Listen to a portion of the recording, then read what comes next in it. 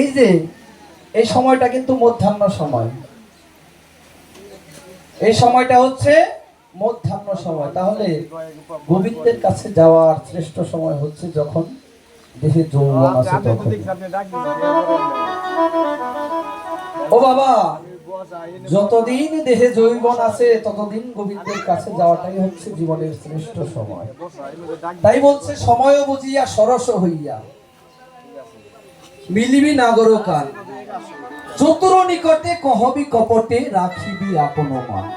অর্থাৎ এই যে তুই যে আমার প্রাণবল্লভ গোবিন্দের কাছে যাবি, শোন শোন, তুই না আগে সেদে কথা বলবি না, তুই আগে সেদে কথা বলবি না। আমরা বামা নায়িকা, আমরা বামা নায়িকা, আমাদের একটা মান আছে। যদি সেদে কথা বলিস আমাদের মান থাকবে না। তাই আমার প্রাণবল্লভ গোবিন্দ যদি কোনো কিছু জিজ্ঞাসা করে তারপরে তুই সেই প্রশ্নের উত্তর দিবি। তাই তখন কি করলেন, তুলসী রাধারানীর চরণে প্রণাম করে সেই গুঠের দিকে যাত্রা করলেন। কিভাবে? উল্লসী তুল্লসী মনেতে হরসী, উল্লসী তুল্লসী মনেতে হরসী, চলিয়া রায়ের বলে, চলিয়া রায়ের বলে, চলিয়া রায়ের বলে,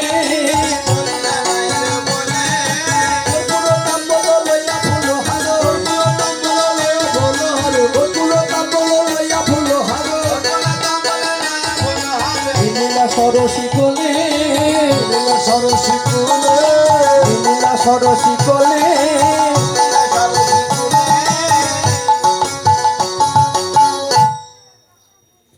দেখেন কি করলেন, রাধারানীর কাছ থেকে বিদায় নিয়ে তুলসী চলে যাচ্ছে। একটু দূর যখন গিয়েছে আবার ডাক দিয়েছে, তুলসী শোন শোন, ও তুলসী, তুই তো আমার প্রাণবল্লভ গোবিন্দের কাছে যাবি, কিন্তু কি নিয়ে যাবি, কি নিয়ে যাবি? তাই রাধারানী কি করলেন, কর্পূর মিশ্রিত তাম্বুল,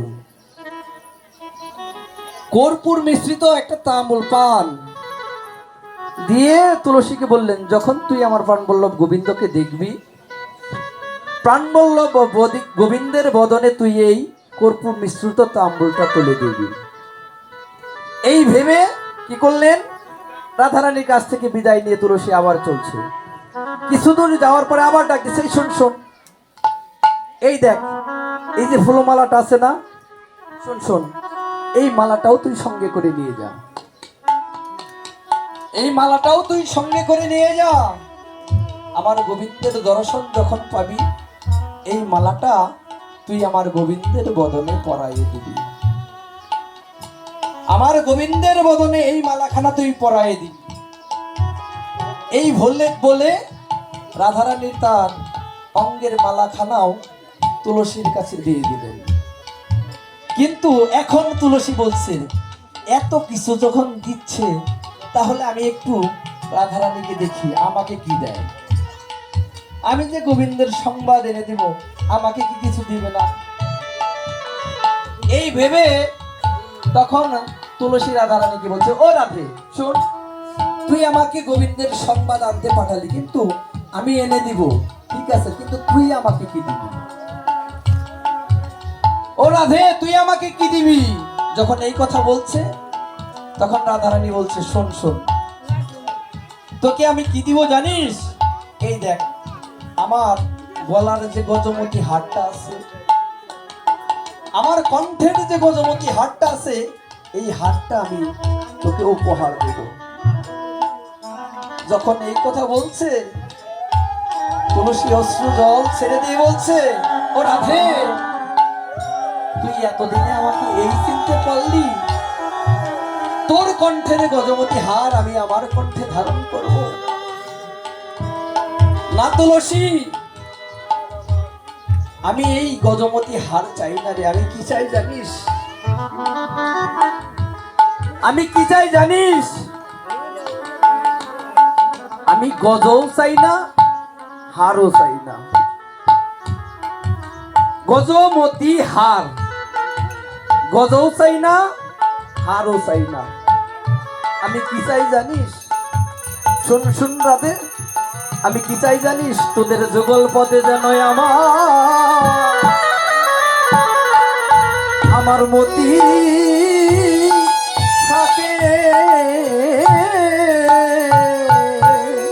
যুগলে পথে যেন আমার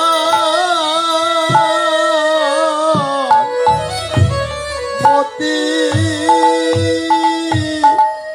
থাকে।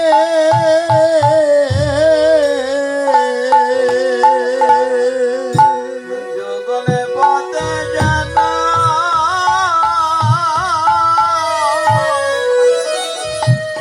আমার মতি থাকে। আমি আর কোনো ধন, আর কোনো ধন চাই না রাধে। তোদের ওই যুগল পথে যেন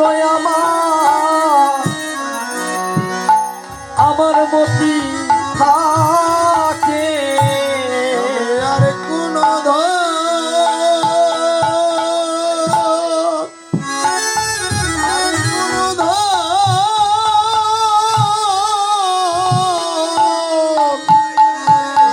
আমি চাই না রাধে।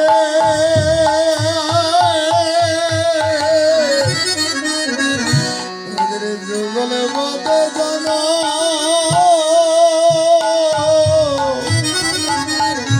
আমারে মতি থাকে।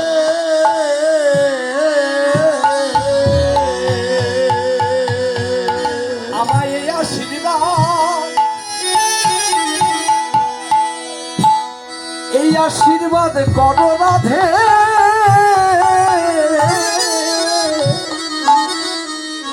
তোদের ওই যুগল পদে যেন আমার মতি থাকে।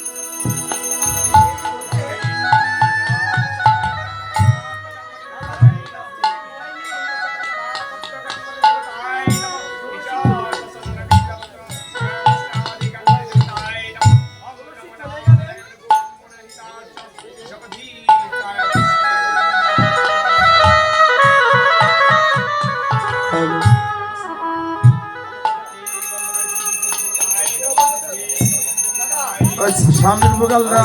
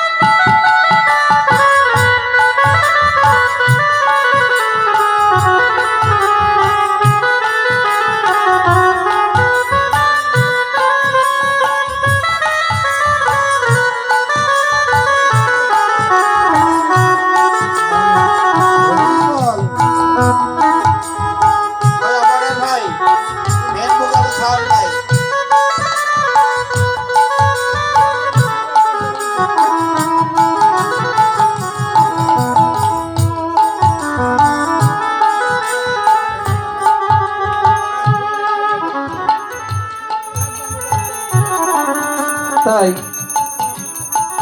কি বলছে যেন তোদের ওই যুগল পথে মতি থাকে। তখন কি করলেন দেখেন, তুলসীর আনন্দ হচ্ছে কিভাবে। ওই না উল্লসী তুলসী মনেতে হরসী, তুলসী তুলসী মনেতে হরসী, লীলা রায়ের বোধে, লীলা রায়ের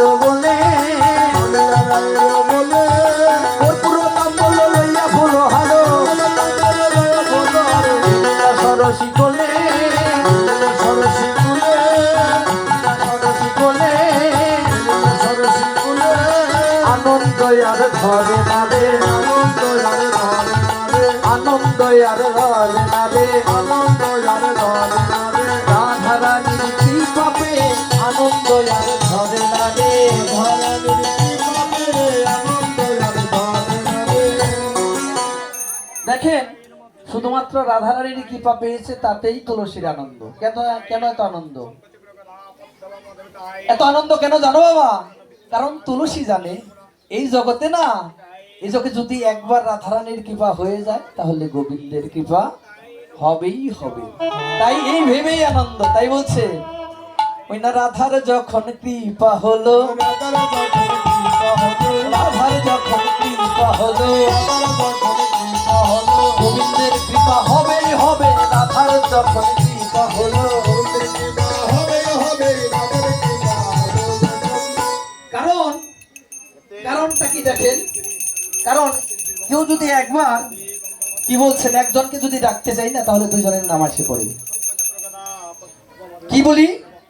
রাধা কৃষ্ণ প্রেমানন্দে। দেখেন, শুধু রাধারামের ধ্বনি কিন্তু করতেছি না, তার সঙ্গে কাজ কৃষ্ণের। তাই বলছে তাদের একজন ডাকলে দুইজন বলে, একজন ডাকলে দুইজন মিলে, একজন থাকলে দুজন মিলে, জয় রাধে গোবিন্দ বলে একজন ডাকলে দুইজন মিলে। জয় রাধে গোবিন্দ বলে একজন থাকলে দুজন মিলে। তাই তুলসী আমার ওই রাধাকুণ্ড তীরে এসে দাঁড়িয়েছে। এদিকে কি করলেন? গোবিন্দ আমার তুলসীকে দেখছেন। দেখেন